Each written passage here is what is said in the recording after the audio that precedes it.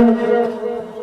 আজকে মাহফিলের সম্মানিত প্রধান আকর্ষক, আজকে মাহফিলের প্রধান বক্তা পীরে কামেল মুর্শিদে মুকাম্মেল সুলতান আরিফিন শাহসুফিন আলহাজ হযরত মাওলানা রফিকুল ইসলাম পিসাব কিবলা মাদাতুল আলিম এখনই আমাদের সামনে ওনার আলোচনা পেশ করবেন। তো হুজুরকে ওনার মূল্যবান আলোচনা পেশ করার জন্য অত্র মাহফিলের পক্ষ থেকে বিনয়ের সাথে আহ্বান করছি, অনুরোধ করছি। আসসালামু আলাইকুম ওয়া রাহমাতুল্লাহি ওয়া বারাকাতুহু। আপনি আগায় বসেন, একটু আগায় বসেন।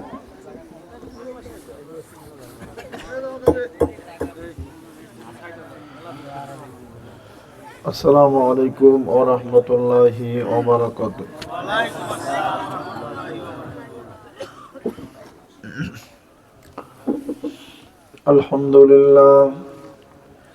আলহামদুলিল্লাহি নাহমাদুহু ওয়া নাস্তাঈনুহু ওয়া নাস্তাগফিরুহু ওয়া নু'মিনু বিহি ওয়া নাতাওয়াক্কালু আলাইহি ওয়া নাউযু বিল্লাহি মিন শুরুরি আনফুসিনা ওয়া মিন সাইয়্যাতি আ'মালিনা।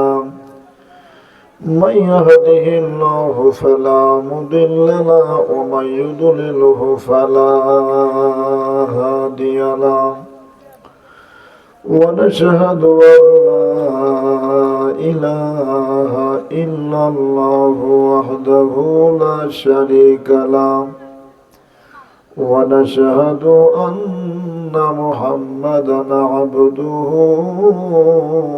ورسوله. أما بعد فأعوذ بالله من الشيطان الرجيم. بسم الله الرحمن الرحيم. إن الله وملائكته يصلون على النبي يا أيها الذين آمنوا صلوا عليه وسلموا تسليما. اللهم صل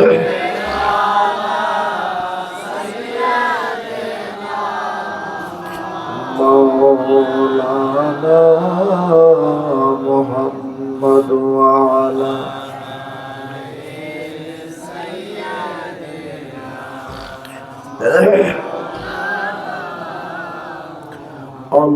اللهم صل على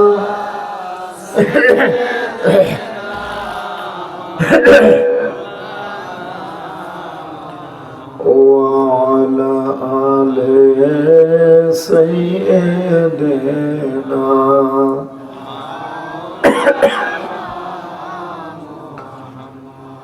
তুমি যে আল্লাহর প্যারা হাবিব,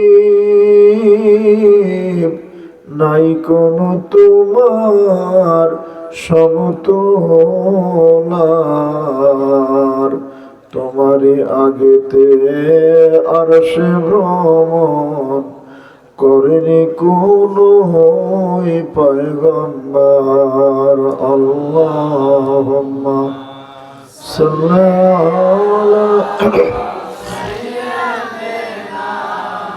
মাওলানা মুহাম্মদ ওয়া আলা আলি সাইয়্যিদিনা। আশিক বেলাল কেন্দে বলে, আমার নবী কোথায় তোমরা বলো না। বেলালের যতই বোঝাও ও বেলাল কাউরে বুঝতো মানে না। আল্লাহুম্মা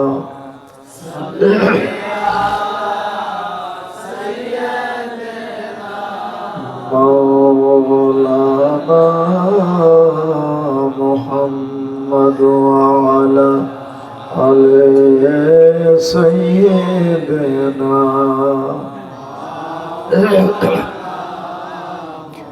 ফায়া আইয়ুহাল হাজিরুন রাহমাকুমুল্লাহ। সমস্ত প্রশংসা তারিফ সে আল্লাহ পাকের জন্য যে আল্লাহ পাক অত্যন্ত দয়া করে রহমত করে আমাকে আপনাকে জালিসুর রহমান তথা বেহেশতের বাগিচায় বসার সুযোগ করে দিয়েছেন। সে আল্লাহ পাকের শুকরিয়া আদায় করে বলি আলহামদুলিল্লাহ। শতকোটি দরুদ ও সালাম মানবতার মুক্তির দূত যে নবীজিকে সৃষ্টি না করলে আল্লাহ রাব্বুল আলামিন তার রুবুবিয়তকে প্রকাশ করতেন না, সে নবীর প্রতি দরুদ ও সালাম সকলে পড়ি সাল্লাল্লাহু আলাইহি ওয়াসাল্লাম। কিয়ামতের কঠিন ময়দানে যে নবী বান্দা বিপদে পড়ে যাবে, কি পড়বে? বিপদে পড়বে না? একটু আগায় দাও তো।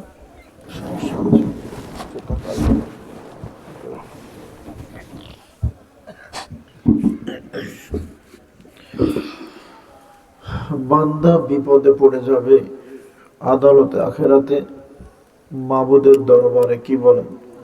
তাই পড়বে না? কারণ কিয়ামতের ময়দানে 5টা প্রশ্ন জিজ্ঞেস করা হবে। কয়টা প্রশ্ন? নবী বলেন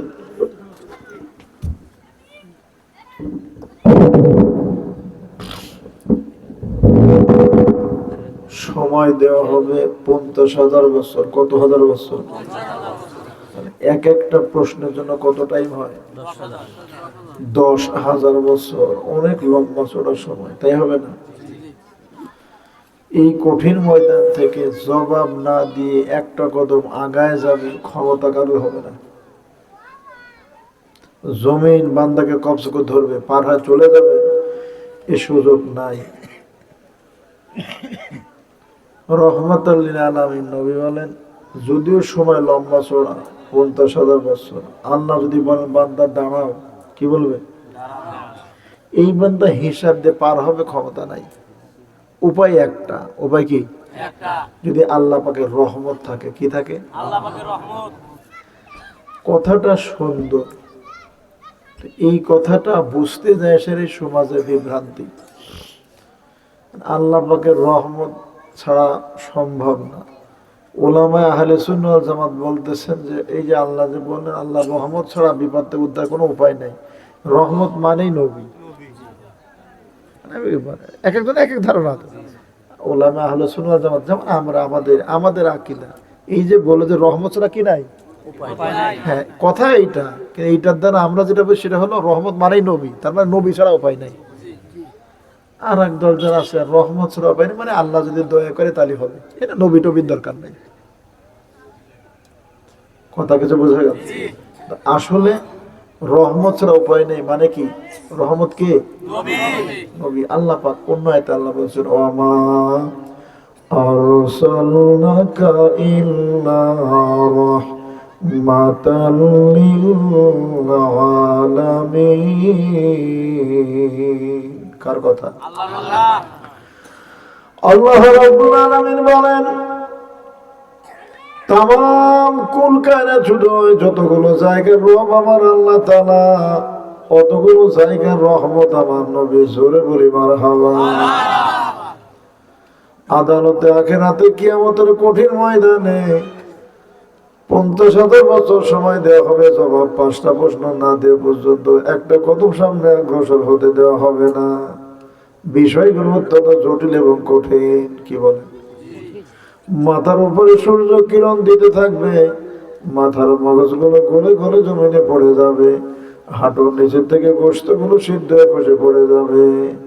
বহু দূরের থেকে যেমন কোনো কুকুর যদি দৌড় দেয়, কিছু দূর যাওয়ার পরে দেখা যায় কুকুরের জিহ্বাটা ঝুলে যায়। কি কর? তাই যায় না? কুকুরের জিহ্বাটা ঝুলে যায়, কারণ অনেক দূর দৌড়াইছে, কুকুরটা হাঁপায় গেছে।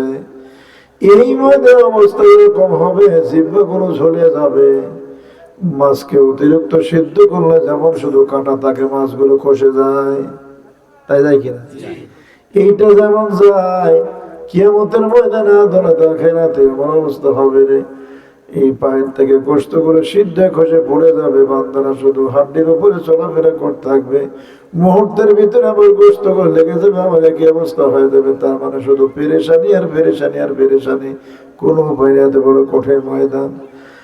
রহমতের নবী বলেন, এই ময়দানে আমার আল্লাহ রাব্বুল আলামিন 8 শ্রেণীর, আমার উম্মতের ভিতরে 8 শ্রেণীর 8 প্রকারের মানুষ হবে, যাদেরকে আরশে আজিমে নিজে ছায়া দান করা হবে। জোরে বলি মারহাবা। সুবহানাল্লাহুম্মা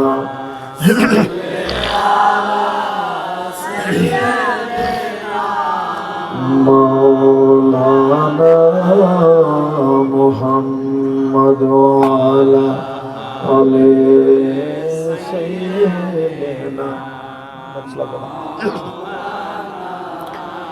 আল্লাহুম্মা সাল্লি আলা মাওলানা মুহাম্মদ ওয়া আলা আলি সাইয়্যিদিনা ফায়া আইয়ুহাল হাজিরুন রাহমাকুমুল্লাহ। ওই ময়দানে আমার আপনার নাজাতের প্রয়োজন, মুক্তির দরকার। কি বলেন? আমার আল্লাহ রাব্বুল আলামিন বলেন, ইয়াউমা ইয়ানফাউ মালু ওয়ালা বানুন ইল্লা মান আতাল্লাহ বিকলবিন সালিম। বান্দা, এই ময়দানে ওই দিন যদি তুমি আনতে পারো, ওই দিন বলতে জমহুরে মুফাসসির আলোচনা করতেছেন, ওই দিন মানে শুক্রবারের দিনকে বোঝানো হয় নাই।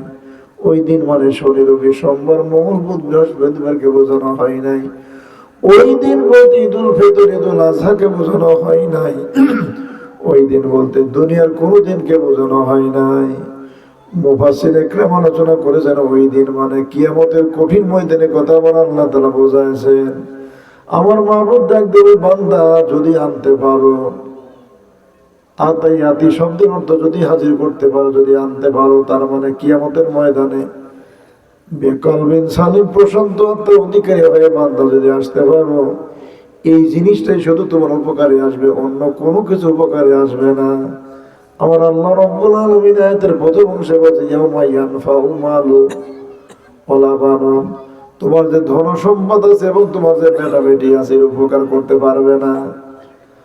অন্য আয়াতে আমার আল্লাহ রাব্বুল আলামিন বলে, ইয়াউমা ইয়াফিরুল মারউ মিন আখিহি ওয়া উম্মিহি ওয়া আবিহি ওয়া সাহিবাতিহি ওয়া বানিহি।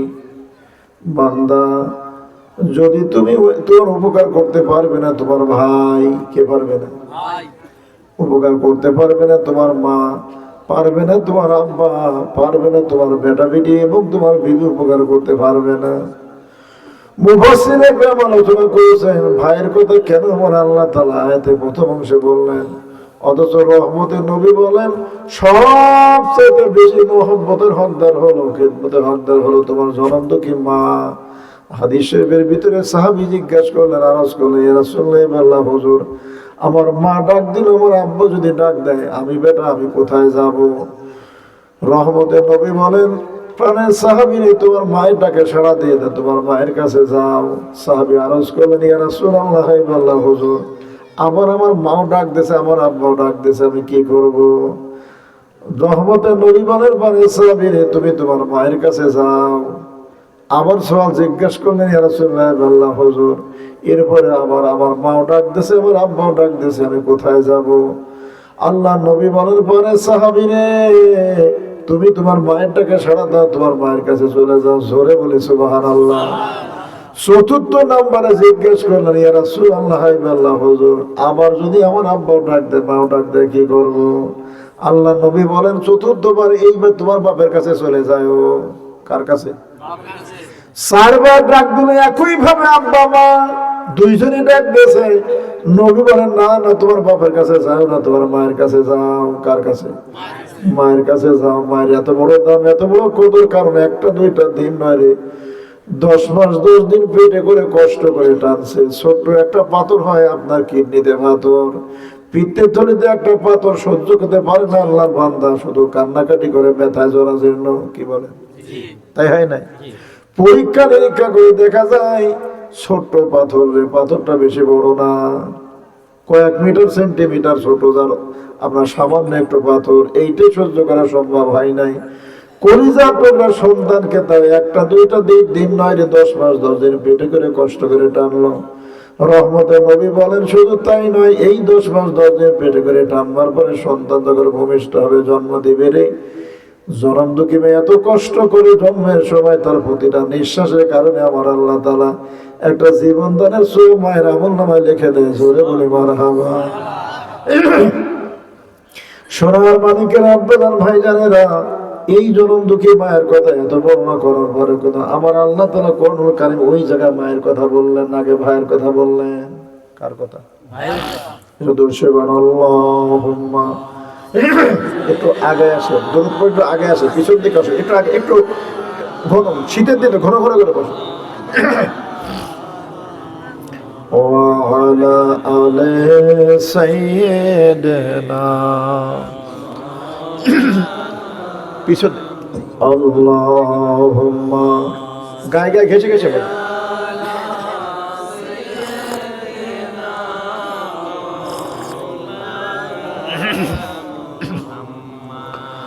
وعلى آل سيدنا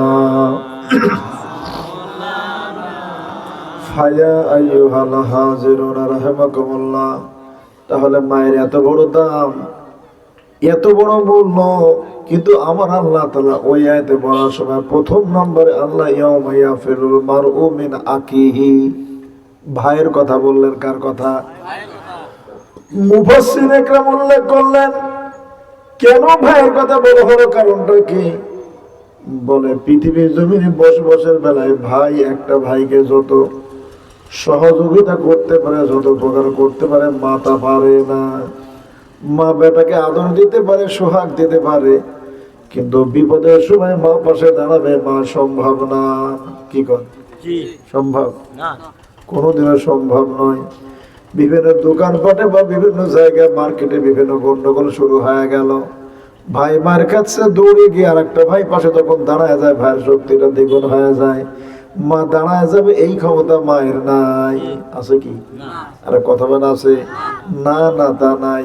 তাহলে এত বড় উপকার যে ভাই করলো, কিতাবে আলোচনা করা হয়েছে যে ভাইটা এত উপকার করতে পারে, ভাই যদি শত্রু হয়ে যায়, যদি বিরোধী হয়ে যায়, এই ভাইটা ভাইয়ের যত ক্ষতি করে দিতে পারে, আল্লাহর দুনিয়ায় এত বড় ক্ষতি অন্য কেউ করে দিতে পারে না। উপকার যেমন ভাই করে দিতে পারে, ক্ষতিও তেমনই ভাই করে দিতে পারে। সোনার মানিকেরা, আব্বাজান ভাইজানেরা, গভীর মনোযোগ ভালো করে বোঝার জন্য চেষ্টা করুন। আমার আল্লাহ তাআলা জানাচ্ছে, বান্দা এ ভাই তোমার উপকার করতে পারবে না।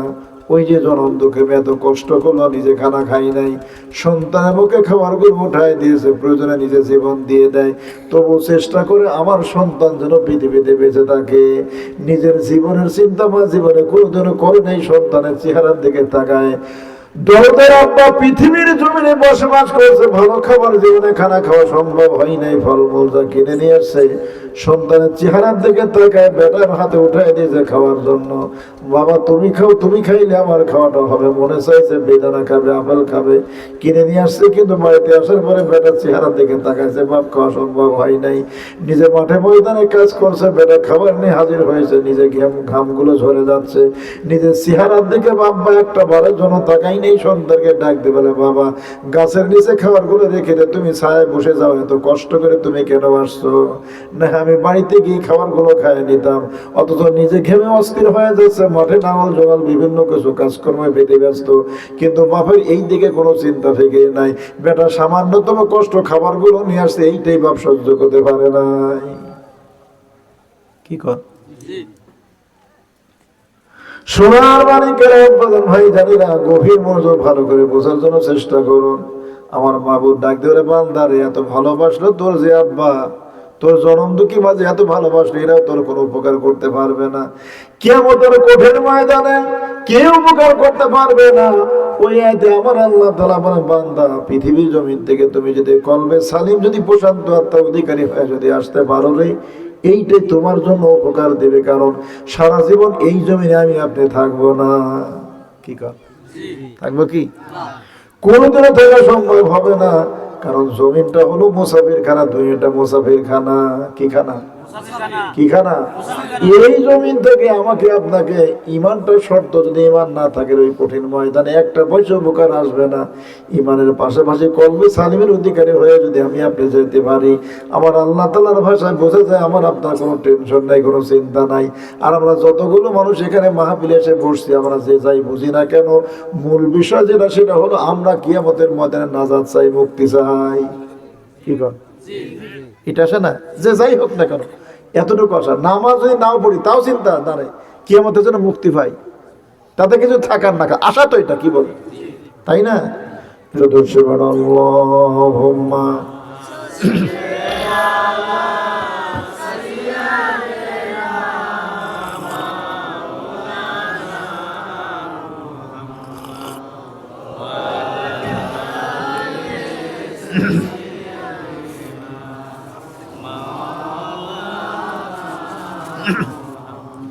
ফায়া আইয়ুহাল হাজিরুন রাহমাকুমুল্লাহ, এই পৃথিবীর জমিনে আমি আপনার সারা জীবন থাকার জন্য আসি নাই। আসছে কি? আমার আল্লাহ বলেন কুল্লু নাফসিন যায়িকাতুল মাউত, জন্ম যার আছে মৃত্যুবরণ তাকে করতে হবে। প্রত্যেক আপনার নফসের মৃত্যু স্বাদ গ্রহণ করতে হবে। এটা একটা মুসাফির খানা, একদল যেখানে আসে আর এক দল চলে যায়, এক দল আসে আর এক দল চলে যায়। কি কর আমাদের পূর্বে যারা ছিল তারা কি আছে? মুরব্বী পাশে ওখানে বসে আছেন, ওনার পূর্বে উনি যাদেরকে দেখছেন তারা কিন্তু দুনিয়া অনেকে চলে গেছে। সমসাময়িক হয়তো বা কিছু আছে, কিন্তু তার বাপ চাচা বড় যারা ছিল তারা পৃথিবী জমিনতে বিদায় হয়ে চলে গেছে। কি কর আমাদেরকে একদিন চলে যেতে হবে, কারণ জায়গাটা বেশি দিন থাকার জন্য নয়। একদল রওনা দিচ্ছে, একদল বিদায় হচ্ছে, একদল আসতেছে, একদল বিদায় হচ্ছে। এমনি যে জায়গায় এটাকে মুসাফির খানা বলা হয়, জোরে বলে মারহাবা। সোনার মানিকেরা, বাজান ভাইজানেরা, তামাম গোটা পৃথিবীর ভিতরে বিশ্ববিখ্যাত একজন বাদশাহ হযরত ইব্রাহিম ইবনে আদম রাহমাতুল্লাহ আলাইহি, উনি একজন মস্তমা আল্লাহর ওলি। আমার আল্লাহ তাআলা যে বললেন কলবে সালিমের অধিকারী হয়ে ময়দানে মাসের হাজিরা দিয়ে দিও, পৃথিবীর জমিন থেকে সারা জীবন সাধনা করে করে কলবে সালিম তৈরি করে নিয়ে আল্লাহর ওলি পৃথিবীর জমিনতে বিদায় হয়ে চলে গেছে। জোরে বলে সুবহানাল্লাহ। আল্লাহর ওলি ইব্রাহিম ইবনে আদম রাহমাতুল্লাহ আলাইহি, উনি বলকের বাদশা। বলকের বাদশা কিসের বাদশা? ওনার নানা বাচ্চা ইমরান, ওনার কলিজার টুকরা একটাই মাত্র বেটি, তার সন্তান আদম রহমতুল্লাহ আলাইহি, ইব্রাহিম ইবনে আদম। সোনার মানিকের আব্বাজান ভাই জানেরা, পৃথিবীর জমিনে এই আপনার ওনার নানার স্থানে উনি বসে যায়। উনি ওনার নাতি, ওনার নানা ছিল বাদশা ইমরান, তার নাতি ইব্রাহিম ইবনে আদম রহমতুল্লাহ আলাইহি বলকের বাদশা। আল্লাহর ওলি আল্লাহ রাব্বুল আলামিন যাকে ওই রাস্তায় যাকে নিয়ে যাবেন, আল্লাহ তাআলা দিদার যাদেরকে দিয়ে দিবেন, যারা ওই রকম হয়ে যাবে, আমার আল্লাহ তাআলা তাদেরকে বিভিন্ন ভাবে সেই দিকে নিয়ে চলে যায়। কারণ তকদিরের কিছু বিষয় আছে, আছে কিনা? নসিবেরও কিছু বিষয় আছে, আছে কিনা? সোনার মানিকেরা, বাজান ভাইজানেরা, অর্থাৎ ইব্রাহিম ইবনে আদম রাহমাতুল্লাহ আলাইহি উনি রাতের গভীরে ঘুমিয়ে আছেন। ইব্রাহিম ইবনে আদম রাহমাতুল্লাহ আলাইহি বলেন, কারণ রক্ত প্রবাহিত হচ্ছে, আল্লাহর ওলির রক্ত তার দেহের ভিতরে। যদিও নানার আব্বার বাদশাহ এই জায়গায় বসে গেছে, কিন্তু ওনার আব্বা জামানার মস্ত বড় একজন কুতুব হযরত আদম রাহমাতুল্লাহ আলাইহি, মস্ত বড় আল্লাহর ওলি, একজন মাজুব আল্লাহর ওলি, পাগল একজন আল্লাহর ওলি। ইব্রাহিম ইবনে আদম রাহমাতুল্লাহ আলাইহি বাদশাহ, উনি ঘুমিয়ে আছেন রাতের বেলায়। ওনার বাদশাহ এরকম ঘুমিয়ে আছেন, হঠাৎ করে উপরে কিছু মানুষ পায়চারিক শব্দ শোনা যায়, মানুষের আওয়াজ শোনা যায়। ইব্রাহিম ইবনে আদম রাহমাতুল্লাহ বলেন, আমি আওয়াজ দিলাম, কে গো আমার ছাদের উপরে আওয়াজ শোনা যায়, বিষয়টা কি? উপর থেকে আওয়াজ দিয়ে দিচ্ছে, আমি আপনার একজন অন্তরঙ্গ বন্ধু। শুধু বন্ধুই নয়, অন্তরঙ্গ বন্ধু, তার মানে একেবারে নিকটের। কি কর অন্তরঙ্গ বন্ধু মানে একেবারে নিকটের। বলে আপনি আমার বন্ধু, আপনি এত রাত্রিতে এখানে কি করেন? বলে আমার একটা উট হারায় গেছে, এই উটটা আমি খোঁজাখুঁজি করতেছি। কি করতেছি? হ্যাঁ, উট খোঁজাখুঁজি করতেছি। আমি আপনাদের কলবে সালিমের অধিকারী হয়ে ময়দানে মাসের হাজিরা দিয়ে নাজাত পাবো। কি বলেন? আরে কথা বলে, প্রশ্নটা তো মনে করে রাখতে হবে, কারণ একটা উদ্দেশ্যের ভিতরে কথা বলতে হবে। কারণ কলবে সালিম ছাড়া আমার আপনার জন্য কোনো উপায় নাই। ভাই পারবে না, মা পারবে না, বাপ পারবে না, বেটা বেটি পারবে না, বিবি পারবে না। আর একটা জিনিস থাকে, সেটা হলো সম্পদ। ওই আয়াতের ভিতরে আমার আল্লাহ তাআলা সম্পদের কথা বলে উপকার করতে পারবে না। ইল্লামান আতাল্লাহ বিকলবিন সালিম, বান্দা যদি নিয়ে আসতে পারো, প্রশান্ত আত্মার অধিকারী হয়ে যদি আসতে পারো, এইটা তোমার জন্য বড় উপকার দেবে। জোরে বলি মারহাবা। সোনার মানিকের আব্বাজান ভাইজানেরা, গভীর মনোযোগ ভালো করে বোঝার জন্য চেষ্টা করুন। এইটা আমি কেমনি করে নিয়ে যাব? সারা জীবন আমি চলাফেরা করবো আমার ইচ্ছা মতো, যা খুশি তাই করব, আর আমার কলবে সালিম হবে, আমি আখিরাতের ময়দানে হাজিরা দিয়ে দিতে পারবো। কি কর তা কি হবে? না না না না। ইব্রাহিমের আদম রাহমাতুল্লাহ হুজুর ঘুমিয়ে আছে, উপর থেকে যখন আওয়াজ আসলো, বাদশা ডাক দে বলে, এত রাত্রিতে কে? বলে, আমি অন্তরঙ্গ বন্ধু আপনার একজন, আমার উট হারায় গেছে, উট খুঁজতেছি। কোথায়? 7 তলার ছাদের উপরে। উট পাওয়া যায়? উট পাওয়া যায়? উট হারায় গেলে উট পাওয়া যায় মরুভূমিতে। কোথায়? কারণ উট মরুভূমিতে থাকে। কোথায় থাকে? যে কোনো জায়গায় থাকে না তো, কোথায় থাকে? মরুভূমিতে থাকে। বাদশা ডাক দিয়ে বলতেছেন, রে আমার বন্ধু, তুমি আমার কেমন বন্ধু? এত বড় বোকা কখনো কি আমার অন্তরঙ্গ বন্ধু হতে পারে? কারণ উট পাওয়া যায় মরুভূমিতে, চারণভূমিতে উট পাওয়া যায়। রাতের গভীরে 4 তলা ছাদের উপরে কি কখনো উট পাওয়া সম্ভব? এক মুহূর্ত কাল দেরি হয় নাই, উপর থেকে আওয়াজ চলে আসলো, বন্ধু রে, আমি বোকা নয় রে, বোকা হলো তুমি। উটের 4 তলার ছাদের উপরে যেমন উট পাওয়া সম্ভব নয়, ওই ফুলসজ্জার বিছনায় ঘুমায় থেকে আমার আল্লাহ তাআলাকে পাওয়া কোনোদিনও সম্ভব নয়। 4 তলার ছাদের উপরে উট রাত্রিবেলায় খোঁজা যেমন বোকামি, তার চাইতে বড় বোকামি হলো ফুলসজ্জার বিছনায় ঘুমিয়ে গিয়ে আল্লাহকে পাওয়া, আল্লাহকে তালাশ করা। তার চাইতে বড় বোকামি। আমি বোকা নয়, বোকা আপনি। বাদশা ইব্রাহিম আদমের কানে যখন আওয়াজটা চলে আসলো, মুহূর্তের ভিতরে তার দিলে আঘাত দেখে গেল, সর্বনাশ। কথা তো বড় মারাত্মক। কি কর? কথা মারাত্মক না? ভালো করে বোঝেন। আমি আপনি চিন্তা ভাবনা করতেছি, খাবার কোনো তমিজ নাই, বাজ বিচার নাই, চলাফেরার কোনো বাজ বিচার নাই, ঘোরাফেরা করার কোনো বাজ বিচার নাই, কোনো আইন কালাম নাই, অথচ আমি আল্লাহর ওলি হয়ে যাব, তা কি কখনো হতে পারে? আমি কলবে সালিমের অধিকারী হয়ে যাব, তা কি কখনো হতে পারে? এই জন্য বন্ধু বলতেছে, ঘরের ছাদের উপরে উঠ খোঁজা যেমন বোকামি, এর চাইতে বড় বোকামি হলো ফুলসজ্জার বিছনায় ঘুমায় থেকে আল্লাহকে পাওয়ার আশা করা। এটা তার চাইতে বড় বোকামি। এটা কি আমাদের কি অবস্থা? আর ওয়াজ তো ঘটনা শোনানোর জন্য তো বলতেছি না, তো বিষয়টা তো আমাদেরকে নিয়ে, তাই না? আমাদেরকে না, আমরা তো আশা ওইটা করেই বসে আছি যে আরামে যা মন তাই করে ঘোরাফেরা করে রাতে ঘুমায় থাকবো, আর ইনশাল্লাহ কিছুদিন যাওয়ার পরে আমি বড় আল্লাহর ওলি হয়ে যাব, তাই মনে করতেছি না? বাদশা ইব্রাহিম ইবনে আদম রাহমাতুল্লাহ উনি চিন্তা করেন, সর্বনাশ, কথাটা তো বড় মারাত্মক রে, বড় মারাত্মক। কারণ ওনার দিলে আঘাত লাগছে। ফুলসজ্জার বিছনা উনি ঘুমায় থাকতো, তার কারণে কত বড় ফুলসজ্জার বিছনা ওনার। উনি যে বিছনায় ঘুমায় যেত, ওনার দাসীবাদী যারা এগুলো দেখভাল করতো, একটা দাসী একদিন হঠাৎ পরিষ্কার পরিচ্ছন্ন করতে গিয়ে চিন্তা করলো, আরে বাদশা যে বিছনায় ঘুমায় রে, এই বিছনায় ঘুমানোর আরামটা কেমন, কেবল গোলাগুলি দেয়, মুহূর্তের ভিতরে দাসী ঘুমায় যায়।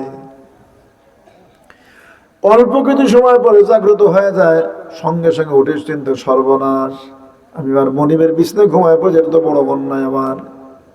এই যে গোড়াগড়ি দিয়ে ঘুমায় যায় অল্প সময়ের জন্য, রাতের বেলা বাচ্চা যখন ঘুমানোর জন্য আছে, সারা রাত চলে যায়, বাচ্চার ঘুম হয় না।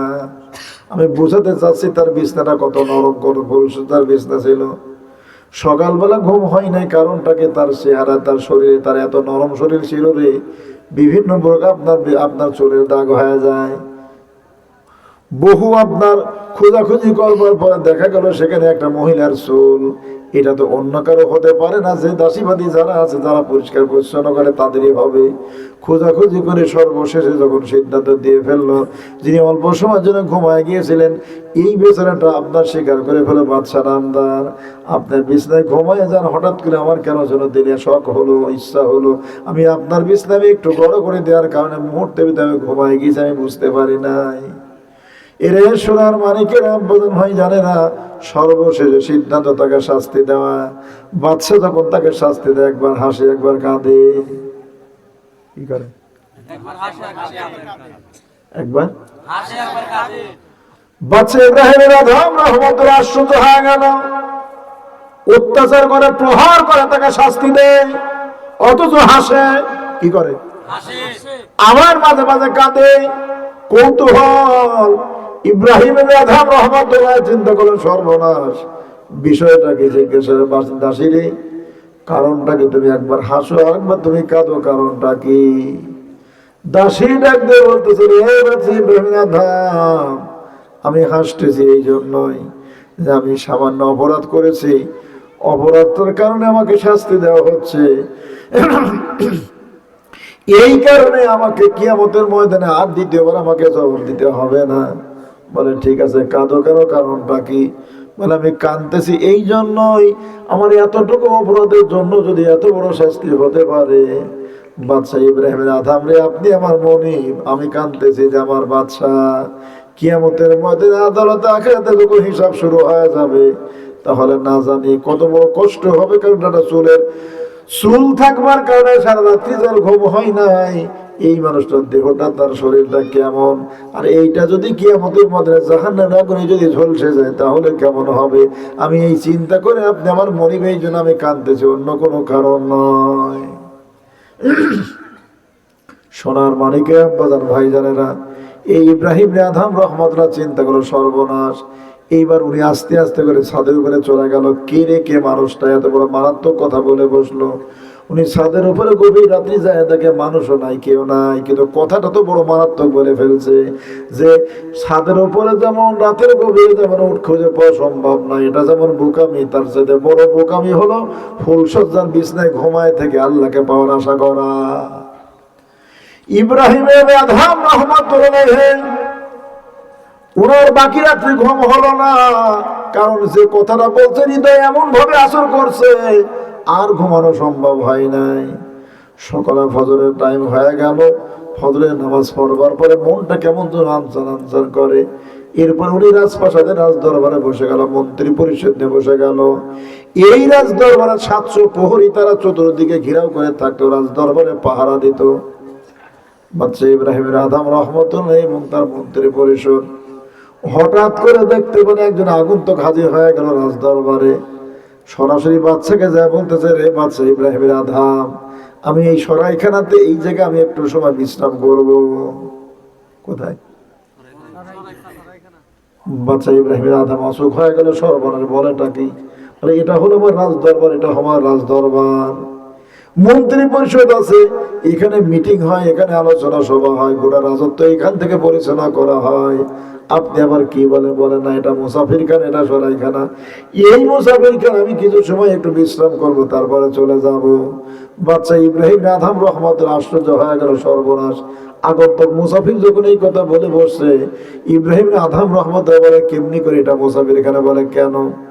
আপনি যে চেয়ারে বসে আছেন, এই চেয়ারে আপনার আগে কে ছিল? বলে আমার নানা বাদশা ইমরান। বলে তার আগে কে ছিল? বলে আমার নানার আব্বা। বলে তার আগে তার আব্বা, তার আগে তার আব্বা, এমনি করে করে তারা ছিল। বলে তারা এখন কোথায়? বলে তারা এখন বিদায় হয়ে চলে গেছে। আপনি এই চেয়ারে কতদিন থাকতে পারবেন? আল্লাহ তাআলা যতদিন রাখে। মানে আপনার পরে তো আপনার সন্তান তারপরে এমনি করে করে আসবে কিনা? বলে হ্যাঁ। এ বাচ্চা রামদার, যে জায়গায় একজন আসে একজন চলে যায়, একজন আসে একজন চলে যায়, এই জায়গাটাকে তো মুসাফির খানায় বলা হয়, অন্য কোনো কিছু তো বলা হয় না। এই কথা বলতে না বলতে এইবার মুসাফির বাইরে হয়ে চলে যায়। ইব্রাহিম আদম রহমতুল্লাহ রাতের গভীরে যখন এইটা দেখছে, তখনই তার মাথা খারাপ। আবার যখন এই জ্ঞানদাম হয়ে গেল, চিন্তা ভাবনা করে, সর্বনাশ, এবার কেমন গোলযোগ শুরু হয়ে গেল। মন্ত্রী পরিষদ সভা থেকে নিয়ে উঠে পড়লেন। 700 যে তার প্রহরী আছে, জিজ্ঞেস করলো, রে প্রহরীরা, এই যে কিছুক্ষণ আগে একজন মানুষ আমার রাজদরবারে প্রবেশ করেছিল, এইমাত্র মানুষটা বাইরে চলে গেল, ব্যাপারটাকে কোন পদ্ধতিতে প্রবেশ করেছে? সমস্ত প্রহরীরা একই বাক্যে বলতেছে, না কোনো মানুষ আমাদের সম্মুখে প্রবেশও করে নাই, আবার কোনো মানুষ আমাদের সম্মুখে বাহির হয় নাই। বাচ্চার মাথা আরো বেশি খারাপ হয়ে গেল। তাই হবে না? এত কঠোর নিরাপত্তা, এই নিরাপত্তার ভিতর থেকেও তারা নিরাপত্তা প্রহরী যারা, তারা বলতে কেউ আমাদের সামনে প্রবেশও করে না, আবার কেউ বাইরে হয় নাই। এদিকে দুইটা ঘটনা ঘটে, ওনার এমনিতে মাথা খারাপ, এটা তো আবার আরো মাথা খারাপ, সর্বনাশ, কি করে বলে তাই বলে। কিন্তু বাচ্চা তো ডাইরেক্ট কথা বলছে, তো বাচ্চা তো সরাসরি তার সাথে কথা হয়েছে, কি করে। এরপর উনি কিছু দূর আগায় যায়, দেখে যে হ্যাঁ আগন্তুক যাচ্ছে। বাচ্চা ইব্রাহিমের ধান বানান, ভাই দাঁড়ান দাঁড়ান দাঁড়ান, বেচারা দাঁড়া গেল। এই দাঁড়ানোর পরে উনি আগায় যায়, সালাম দিয়ে বলতে, আপনি কি, আপনার পরিচয় খানা কি? উনি পিছন ফিরে তাকায়, দেখে আপনার বাচ্চা ইব্রাহিম আদমকে বলতে, আমি অন্য কেউ না, আমি হলাম খাজা খেজের। জোরে বলে সুবহানাল্লাহ। কি নাম? খাজা খেজের। আমি হলাম খাজা খেজের। ইব্রাহিম আদম রহমতুল্লাহকে ডাক দিয়ে বলতে, এই বাচ্চা ইব্রাহিম আদম রে, পৃথিবীর জমিনে আল্লাহ তাআলা আপনাকে এই জন্য পাঠায় নাই, ফুল সজ্জার বিছানা আপনি ঘুমায় থাকবেন এমনি করে জন্য পাঠায় নাই। আল্লাহ তাআলা আপনাকে পৃথিবীর জন্য পাঠাইছে আল্লাহ তাআলার সাথে বন্ধুত্ব করবার জন্য। জোরে বলি মারহাবা। ইব্রাহিম আদম রহমতুল্লাহ বলেন, এই কথা বলতে না বলতে হাওয়ার মতো আর নাই নাই নাই, ডানে বামে কোথাও তাকায় দেখি আগন্তুককে দেখা যায় না। আশ্চর্য হয়ে গেল, সর্বনাশ। উনি ফিরে রাজ দরবারের দিকে আসলে, যে সোনার মানিকেরাম বাজার ভাই জানে না, এই যে খাজা খেজের, এই খাজা খেজের আজকে থেকে তার পিছনে লাগে নাই। ওনার আব্বা বাদশা আপনার আদম রহমতুল্লাহ মস্ত বড় আল্লাহর ওলি, মস্ত বড় আল্লাহর ওলিদের ব্যাপারে আমার নবী বলে, তাকু ফেরাসাতাল মুমিনে ফা ইন্নাহু ইয়ানজুরু বিনুরিল্লাহি তাআলা। আল্লাহর নবী বলেন, আমার উম্মতের ভিতরে যারা কামেলে, যারা মুমিন হবে, তাদের দৃষ্টি, তাদের নজরকে তোমরা ভয় করো, তারা আল্লাহ তাআলা নূরের দ্বারা তারা দেখে। জোরে বলি মারহাবা। সোনার মানিকের বাজার ভাই জানে না, ওনার আব্বা হযরত আদম রহমতুল্লাহ, এই বাচ্চা ইমরানের একটা কলিজার টুকরা বেটি, যার নাম গুলে জান্নাত। একটাই মাত্র বেটি। কয়টা বেটি? একটা বেটি গুলে জান্নাত। অত্যন্ত পরহেজগার মুত্তাকি। ছোটবেলায় ছোট আপনার হঠাৎ করে পাগল ইব্রাহিম আদম রহমতুল্লাহ ওনার নজরের দৃষ্টিতে পড়ে যায়। উনি তাকায় দেখার সঙ্গে সঙ্গে উনি পাগলের মতো হয়ে যায়। সর্বনাশ, এই মেয়েটা তো সাধারণ একজন মেয়ে না। ওনার পেছনের দিকে তাকায় দেখে যুগ শ্রেষ্ঠ মস্ত বড় একজন আল্লাহর ওলির মা হবে, তার পেছনেতে এইরকম একটা নূর দেখা যায়। হযরত আদম রহমতুল্লাহ উনি পাগল হয়ে গেলেন। উনি প্রস্তাব পেশ করলেন অন্য কোনো কারণে, ওনার খায়েশাতের জন্য নয়, নফসিয়াতের জন্য নয়। ওই যে একটা আল্লাহর ওলি জন্মগ্রহণ করবে, আদম রহমতুল্লাহ প্রস্তাব পেশ করলো বাচ্চা ইমরানের কাছে, তোমার যে মেয়ে আছে এই মেয়েকে আমার সাথে বিয়ে দেওয়া লাগবে। কারণ আল্লাহর ওলি যারা, তারা ডোন্ট কেয়ার, কাউকে ভয় করে না। আমার আল্লাহ রাব্বুল আলামিন বলেন, আলা ইন্না আউলিয়া আল্লাহি লা খাউফুন আলাইহিম ওয়া লা হুম ইয়াহজানুন। কার কথা? আমার আল্লাহ বলেন, যারা আমার বন্ধু, তাদের কোনো ভয় নাই, কোনো টেনশন নাই, কোনো চিন্তা নাই। না আছে দুনিয়াতে, না আছে কবর, হাসরের ময়দানে, কোনো জায়গায় তাদের কোনো টেনশন নাই, চিন্তা নাই। আদম রহমতুল্লাহ উনি প্রস্তাব দিয়ে দিলেন, মেয়েকে আমার সাথে বিয়ে দিতে হবে। বাচ্চা ইমরান জানে, পাগলকে যদি আমি আঘাত দেই, ফিরাই দিই, আমার রাজত্ব হয়তো বা নাও থাকতে পারে, কারণ সে জানে পাগল সম্পর্কে। কিন্তু পাগলের সাথে বাচ্চার মেয়ে বিয়ে দেওয়া তো অত্যন্ত কঠিন। কি কারণ?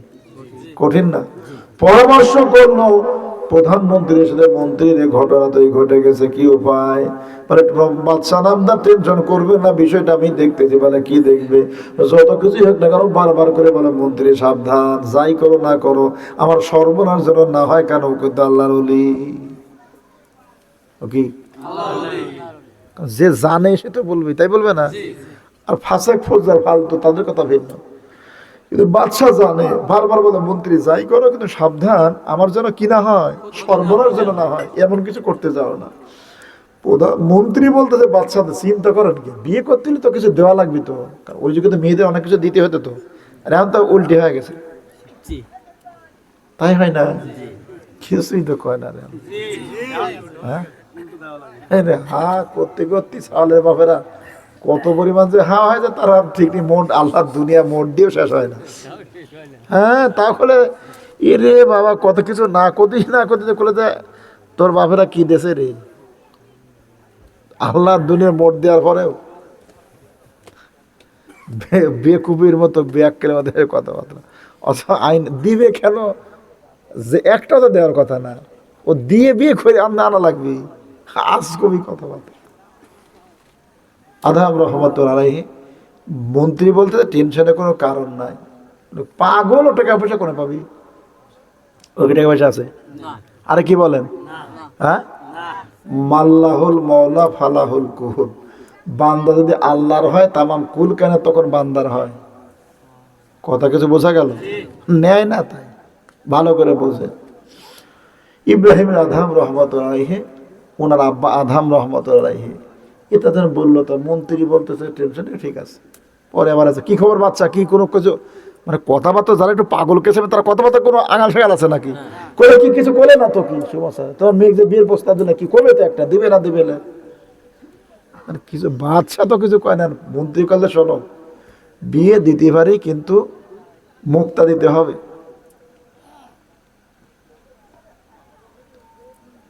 বাদশাহ ইমরানের দরবারে, সেখানে আপনার ওই দামি সম্পদ ছিল মাত্র 3টা। মন্ত্রী বলল 5টা নিয়ে এসে দিতে হবে। কয়টা? হ্যাঁ 5টা। আর এটা পাওয়া যায় হলো সমুদ্রের ভিতরে। কোথায় পাওয়া যায়? সমুদ্রে, ঝিনুকের ভিতরে পয়দা হয়, ঝিনুকের ভিতরে মুক্তা পয়দা হয়। আল্লাহ পাকের আসরারে মারিফাত কিতাবে আলোচনা করেছেন, আল্লাহ পাকের আসমান থেকে সাতি নামের এক প্রকার বৃষ্টি হয় রহমতের। এইটা ওই সমুদ্রের ঝিনুকেরা জানে কোন সময় হবে। ওরা ওই দিন সমুদ্রের তলদেশ থেকে উপর দিকে উঠে আসে, মুখটা হা করে একটা ফোঁটা নিয়ে আবার নিচে তলদেশে চলে যায়। এবার ওখান থেকে মুক্তা পয়দা হয়, যার মূল্য অনেক বেশি, কোটি কোটি ডলার এরকম। কিন্তু কিছু কিছু ঝিনুক এরকম আছে যারা ওরকম নেওয়ার জন্য হা করে থাকে, অনেক ফোঁটা বড় বড় তারা ওরকম থাকে। আসলে মারিফাত কিতাবে আলোচনা করেছেন, ওদের ভিতরে ঘেলু পয়দা হয়, ওখানে মুক্ত হয় না। কারণ আল্লাহর রহমত অল্পই যথেষ্ট, অল্পটাকে অনেক ব্যাপক বড় মনে করে যে চলে যায়, তার ভিতরে মুক্তা পয়দা হয়। কি হয়? হ্যাঁ, আর এ আবার এটুকু আবার কি হয়, তার কি হয়? হ্যাঁ, এই যে আমার তরিকার মধ্যে আছে অনেকে কাজ করে যে হুজুর তাহলে এত এইটুকু কাজ, তাহলে আরো এটা তো করবো নাকি? এই যারাই করতে যায় তারাই গেলে ফায়দা হয়, আর যে ওইটাকে অনেক বিরাট ব্যাপক মনে করে করে, ওর ভিতরে মুক্তা ফায়দা হয়। তাই হয় না? হ্যাঁ, আল্লাহ পাক যে ইবাদত দিয়েছেন ফরজ, এইটাই যদি সঠিকভাবে আমি করি, এর দ্বারা মুক্তা ফায়দা হবে। আর এইটারই ঠিক না, দুনিয়ার লোক উল্লাস করে ওটা ঘেলু ফায়দা হয়, তো তাই হবে না? মন্ত্রী ডাকতে বলতেছে, আদম রহমতুল্লাহকে, পাগল, এই মুক্তা যদি 5টা যদি নিয়ে এসে দিতে পারো, 5টা যদি এনে দিতে পারো, তাহলে তোমার সাথে বাদশার মেয়েকে বিয়ে দেওয়া হবে।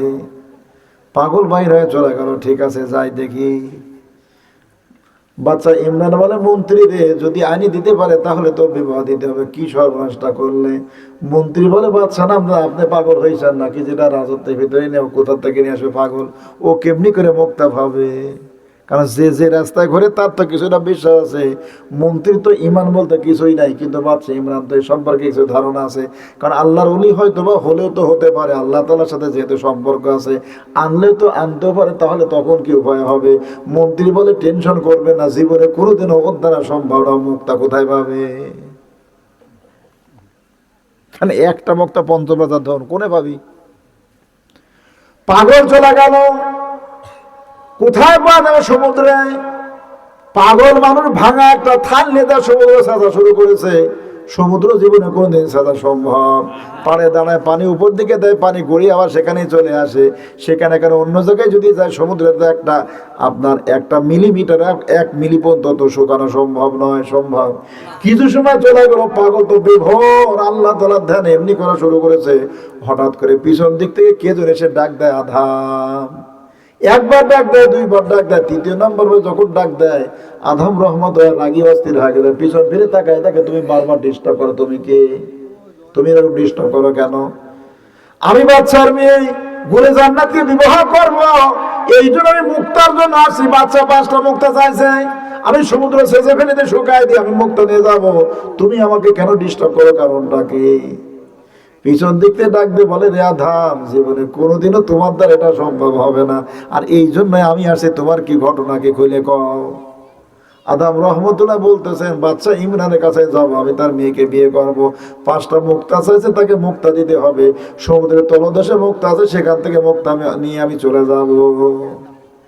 এই বেচারা বলতেছে, বাচ্চা আদম রহমতুল্লাহকে তোমার দ্বারা সম্ভব হয় না, তুমি একটু পাড়ে দাঁড়াও, আমি তোমাকে আনি দিচ্ছি, কোনো কিছু আছে কিনা।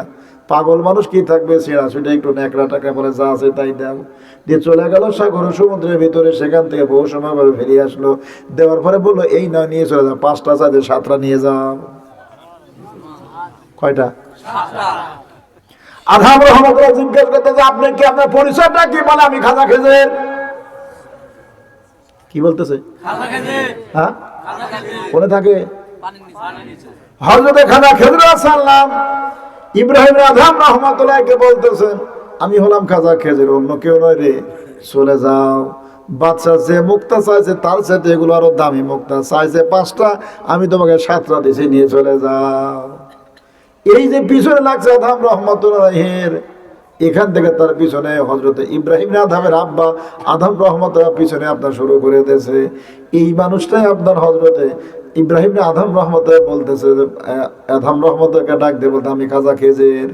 এইভাবে পৃথিবীর জমিনে আল্লাহ রাব্বুল আলামিন আপনাকে এইভাবে চলাফেরা করার জন্য আল্লাহ তাআলা পাঠাই নাই, কারণ আল্লাহ রাব্বুল আলামিন আপনাকে তার বন্ধু হিসাবে পৃথিবীতে পাঠাই দিয়েছে, কিন্তু সাধনা করা দরকার। যদি সাধনায় যদি না করা হয় রে, জীবনে কোনোদিনও তার বন্ধুত্ব অর্জন করা সম্ভব হবে না। হবে কি? আল্লাহুম্মা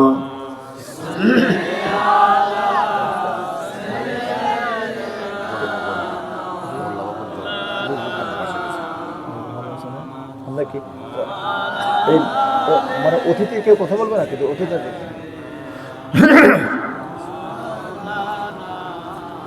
আমার দয়াল নবী যেই দেশে ঘুমায়, আমার নূরের রাসূল যেই দেশে ঘুমায়, ওরে প্রেম যদি করবি রে মন, তোরা প্রেম যদি শিখবি রে মন, ও সব ছেড়ে চল মদিনায়।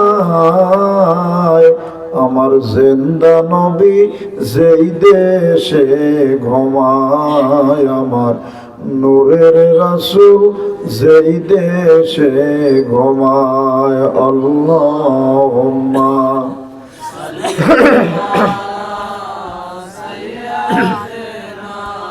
মাওলানা ওয়া আলা আলি সাইয়্যিদিনা ফায়া আইয়ুহাল হাজিরুন রাহিমাকুমুল্লাহ।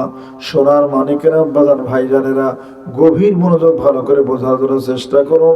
বাদশা ইব্রাহিম আদম রাজ দরবারে চলে আসলো, কিন্তু মাথা তার খারাপ। রাতের গভীর ওইটা দেখলো, আবার দরবারে ঘটনা ঘটে গেল।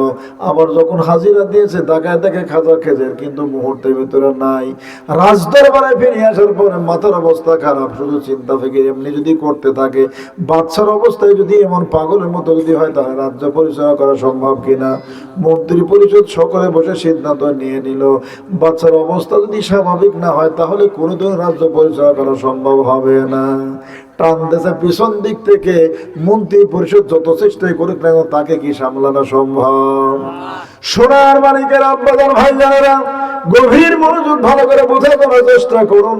ইব্রাহিমের আদম রহমতুল্লাহকে সিদ্ধান্ত নিয়ে ফেলো মন্ত্রীরা, তারা চলে যাবে শিকারের জন্য, কারণ শিকারে গেলে সেখানে রিল্যাক্স থাকে, তার মনটা ফ্রেশ হবে, ভালো হবে, তাহলে স্বাভাবিক করে রাজ্য পরিচালনা করা সম্ভব হবে।